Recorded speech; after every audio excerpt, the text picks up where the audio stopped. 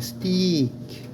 So nagprint po tayo ng ating logo para sa ating business na Chorlaya Soda Drinks, diba? Ayan, kung nakikita nyo, yan, pinrint ko yan, sticker po yan. Ayan, so ikakapit ko yan sa ating baso. Oh, para makilala po yung ating business na Chorlaya's Fruit Soda Drinks. So yan. Yan po ang ating pinaka-logo sa ating business mall na ididikit natin dito sa ating baso. Okay, alright. So okay na yung ating pinrint na logo ng ating baso. Ito nga, makikita nyo, Chorlaya's Fruit Soda Drink. So sticker po yan mga kalayas, sticker. So yun, gugupit ako ng isa. Try natin idikit dun sa ating baso. Ayan. Tsaga-tsaga lang ang paggugupit. Mano-mano lang po. Wala tayong pangkat kasi yung printer po namin ay ganito lang. Pag pinrint mo siya, buo lang talaga. Wala di siya yung ikakat mo talaga. Walang ganun. Kaya mano-mano kung ginugupit ito isa-isa. Ayan. Dali lang naman magupit. Oop. Ayan.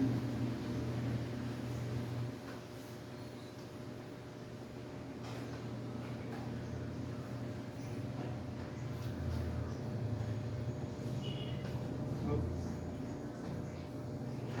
So yan, nagupit na natin. Ngayon, tatanggalin natin yung pinaka-balano niya. Didikit na natin sa baso. Oh, diba? Sticker po yan. Sticker. Kuha tayo ng isang baso.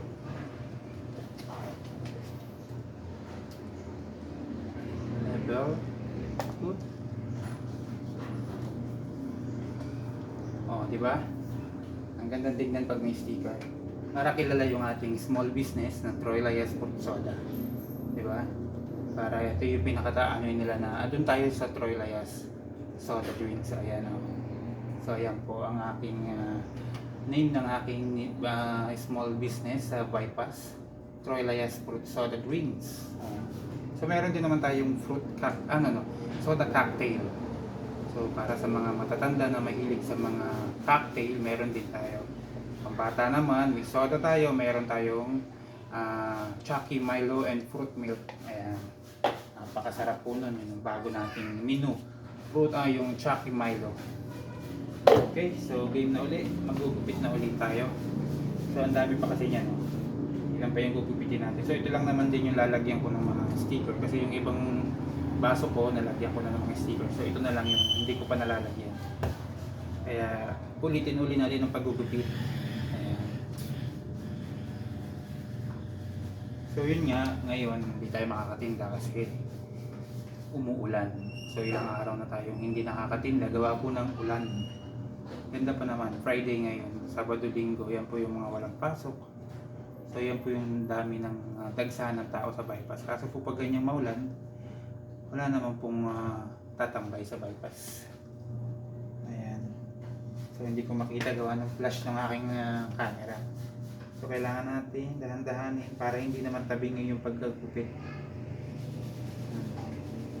So bali yung gugupitin ko ay ito ay 24 pieces.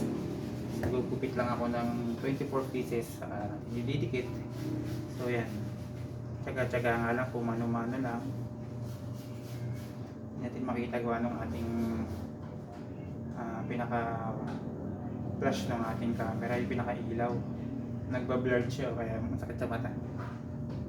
Kaya dahan-dahan lang.